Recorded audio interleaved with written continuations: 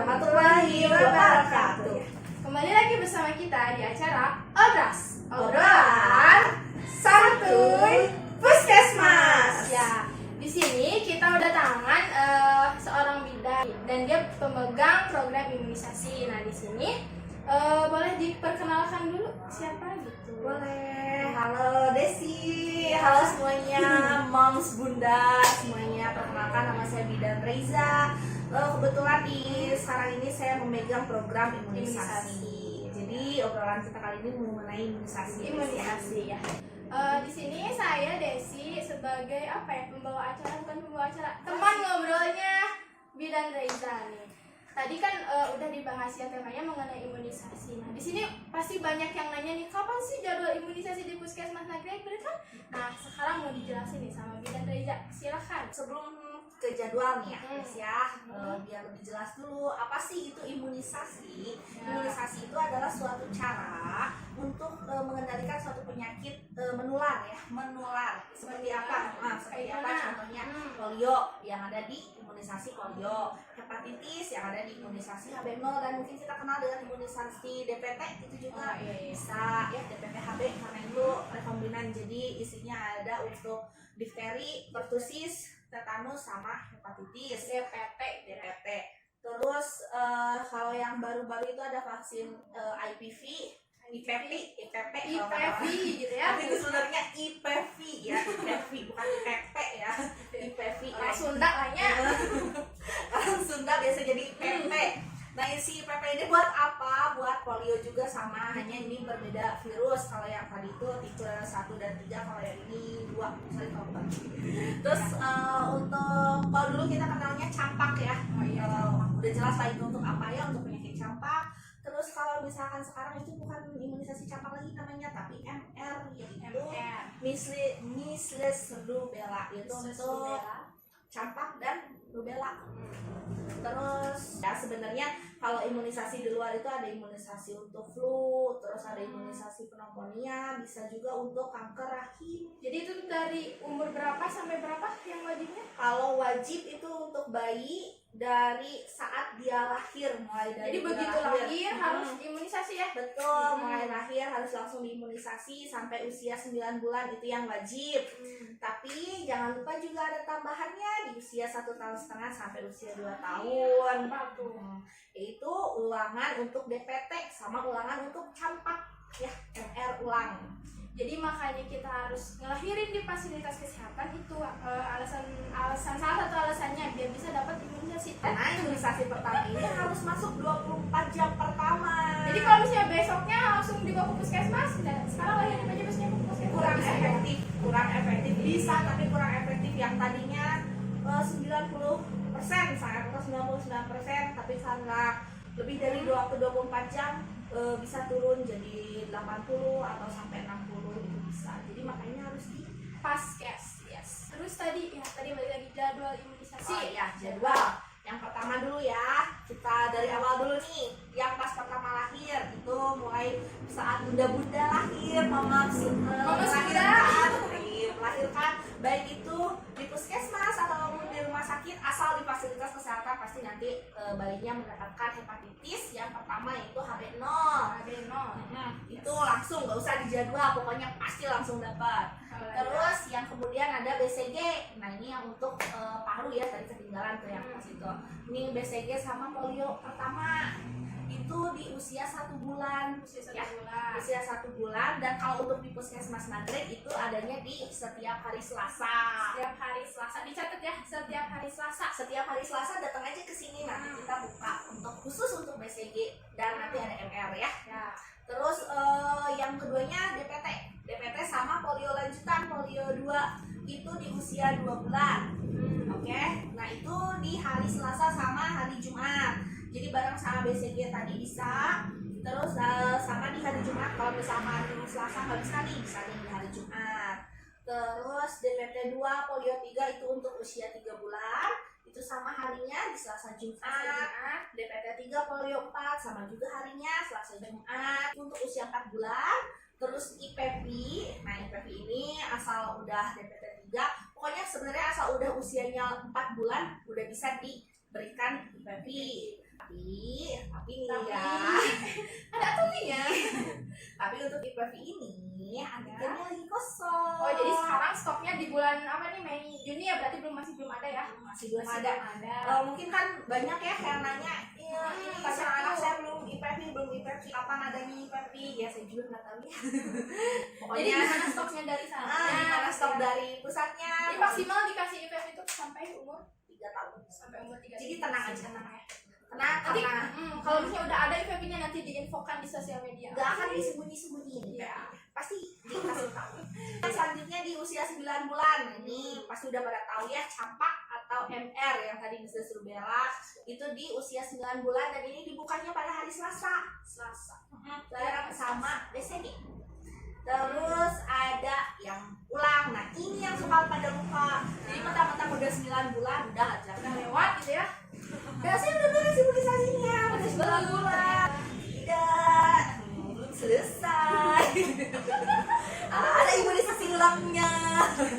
Jadi jangan lupa ya. Di usia 1,5 tahun jangan lupa anak Anda untuk dibawa ke fasilitas kesehatan terdekat untuk mendapatkan imunisasi DPT booster dan MR booster. Gunanya untuk meregenerasi antigen yang ada di dalam tubuh. Jadi kan tadi udah dapat DPT tuh sampai usia 4 bulan. Ya, DPT sampai usia 4 bulan. Tapi kan antigennya di dalam tubuh apa sih? Bukan antigen ya, antigen tuh nama itunya. Aduh, apa sih namanya teh? Ya, intinya imunitasnya lah. Imunitasnya mungkin sudah mulai menurun gitu. Jadi harus di boost lagi, harus dikuatkan lagi, dikasih bensin lagi gitu ya. Jadi Bahan bakar lagi. dikasih bahan bakar lagi. Nah di usia 18 bulan ini Iya. nanti jangan lupa juga tanyakan ke bidannya kapan harus diulang imunisasinya. Itu di 18 sampai 24 bulan ya untuk ulangan. Jangan lupa ini ulangannya jangan lupa. Udah ya tadi jadwal tuh udah dijelaskan. Terus gimana nih kalau telat, gimana? Udah takut saya gak jadi imunisasi soalnya udah telat nih, gimana itu penjelasannya? Kalau telat imunisasi, bentar ya gini. Pokoknya untuk dari untuk BCG sampai campak intinya adalah kalau di dokter beda ya. Kalau dokter pakai ilmu dari IDAI, kalau kita kan sebenarnya sama aja, cuman kalau dokter itu patokannya ke IDAI, tapi kalau di puskesmas dan di bidan itu patokannya adalah program. Di program ini ada kompensasi usia nih, ada kompensasi usia bisa dilaksanakan sampai usia 12 bulan. Jadi kalau misalkan belum ulang tahun anaknya, misalnya anaknya ulang tahun besok, hari ini masih bisa diimunisasi. Sehari sebelumnya ulang tahun masih 12 bisa ya? bulan kurang 1 hari masih bisa mendapatkan imunisasi ya.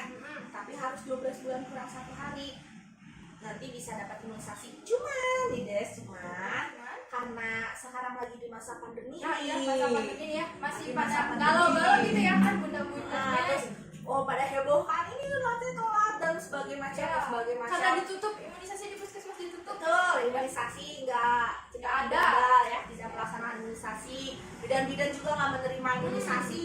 Bunda-bundanya bingung ini imunisasinya gimana gitu kan. Pasti yang banyak ditanyain kan ya. Nah untuk yang tadinya sampai 12 bulan ada kompensasi usia lagi. Kompensasi lagi guys. Sampai usia 18 bulan. Sampai 18 bulan masih bisa, jadi masih santai gitu ya. Tapi jangan saking santainya juga Jadi lupa. Lewat, jangan juga ya. Jangan, harus dilihat itu buku KIA-nya. Ini kapan ini jadwalnya? Oh iya bulan depan. Nah hubungi bidannya Jangan segera. sampai hilang buku KIA yang pink itu ya. Khusus orang Nagrek jangan lupa hubungi bidan desanya kapan Anda harus mendapatkan jadwal imunisasi. Ya. Udah ya tadi dijelaskan tadi gimana kalau telat, tadi udah ada jawabannya. Terus tadi imunisasi di masa pandemi udah ya tadi. Oh iya. Boleh. Sama pas imunisasi masa pandemi ini kan kemarin nggak boleh nih. Oh iya. Kabar bahagia untuk kita semua. Jadi kabarnya apa ini? Jadi bunda-bunda semuanya bisa membawa anaknya untuk imunisasi ke puskesmas mulai tanggal 1 Juni. Tapi jangan dibuat tanggal 1 Juni karena tanggal merah. Iya, tanggal 2-nya ya. Tanggal 2-nya dibawa ke sini. Pokoknya jadwalnya hari Selasa dan hari Selasa Jumat.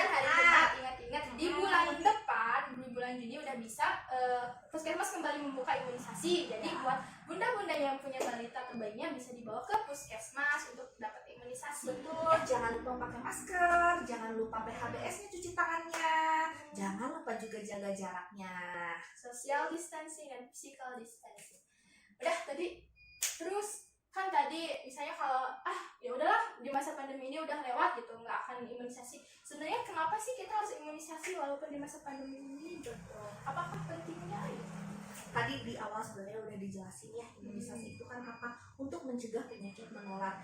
Emang sih belum ada yang sekarang lagi hype kan si corona itu. Memang belum ada imunisasinya untuk corona. Tapi kan bukan berarti penyakit di dunia ini hanya soal corona gitu kan. Banyak juga penyakit-penyakit lainnya yang masih menghantui, seperti campak itu kan masih banyak sekarang. Di Indonesia ya, di Maghreb juga masih tampak ibu-ibunya itu tampak terus batuk lae ya, itu pertussis namanya ya. Terus Batuk kerjaan. ya, batuk kerjaan, batuk 1000 hari. Nah, itu Terus untuk apa yang paling tren itu TB.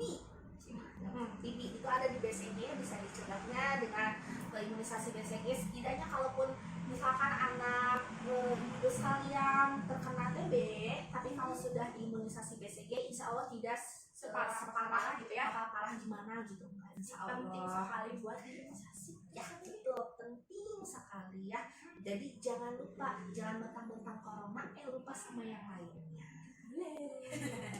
Terus ya udah tadi katanya gak imunisasi itu karena banyak mitos-mitosnya. Misalnya bener gak sih imunisasi itu bisa menyebabkan demam gitu, jadi sakit anak saya, jadi gak mau imunisasi. Itu sebenarnya kayak gimana sih penjelasannya? Mitos atau fakta ya? Mitos atau fakta? Ya boleh jelaskan lah. Mitos atau fakta imunisasi membuat Demam. anak ada demam? Jawabannya fakta. Tapi jangan khawatir. Ya itu adalah yang namanya efek samping ringan. Disebut kipi-kipi ringan. Berarti udah mulai itu ya bekerja gitu ya? Betul. Namanya juga ada makhluk asing. Makhluk asing yang datang ke tubuh. Makhluk asing masuk ke tubuh untuk melindungi tubuh. Itu pasti ada efek sampingnya, salah satunya adalah demam. Tapi bukan berarti semua imunisasi ini menyebabkan demam. Yang menyebabkan demam hanyalah DPT, karena dari si pertussis itu. Jadi dia bikin tubuh kita tuh jadi demam, tapi tidak akan lebih dari 3 hari. Paling pas misalkan pagi ini diimunisasi, ya hambar-hambar anget-angetnya tuh ke sorenya. Boleh dikasih obat ya Bu? Boleh, kan suka dikasih obat sama itu ya, sama bidannya itu boleh dikasih obat. Tapi bukan berarti pulang dari imunisasi langsung dikasih obat, bukan. Jadi ini aja ya. kalau misalkan timbul panas atau timbul demam itu baru dikasih obat. Karena efek sampingnya kan pada anak beda-beda ya. Ada yang biasa aja nih anaknya Ada yang gak demam juga, ada. Betul, ada yang gak demam sama sekali.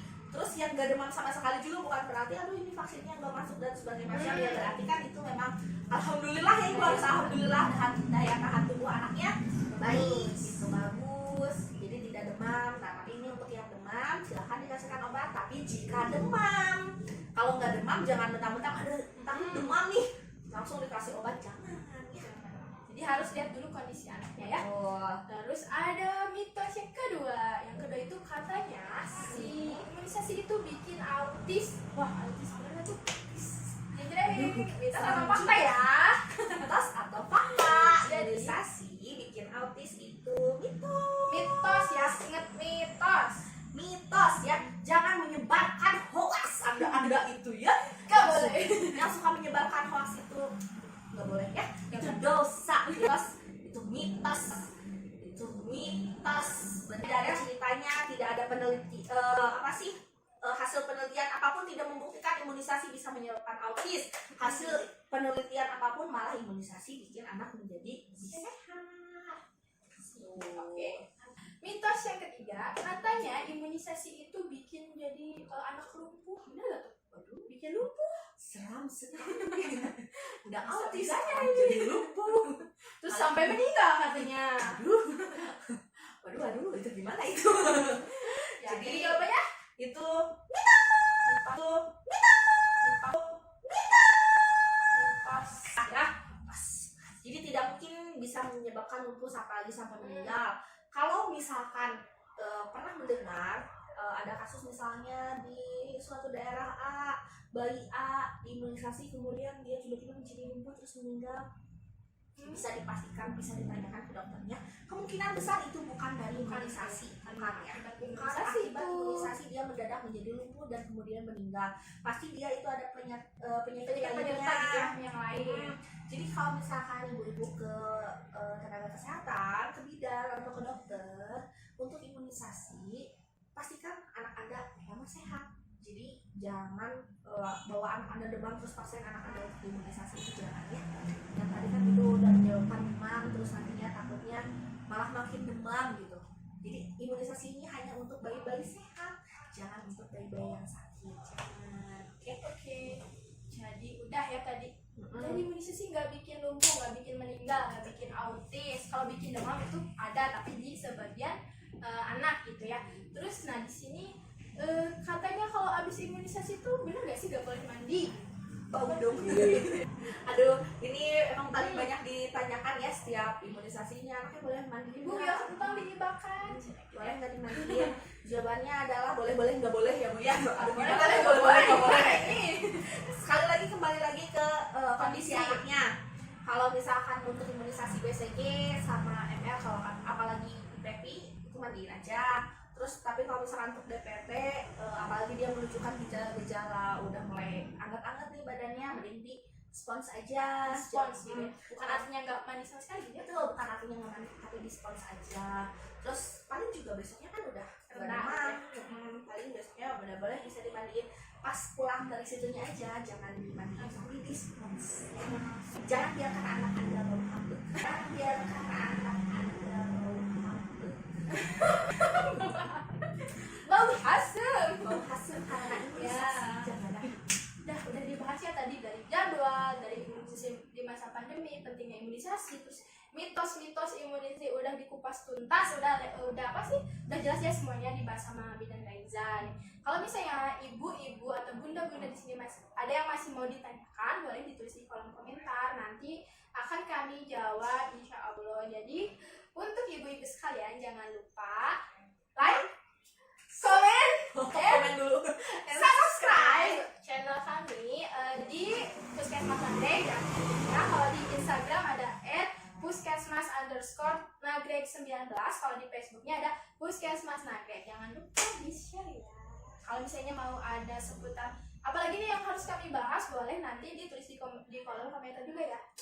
Oke, bye bye. Udah cukup? Udah bisa? Ada yang mau dibahas lagi? Udah?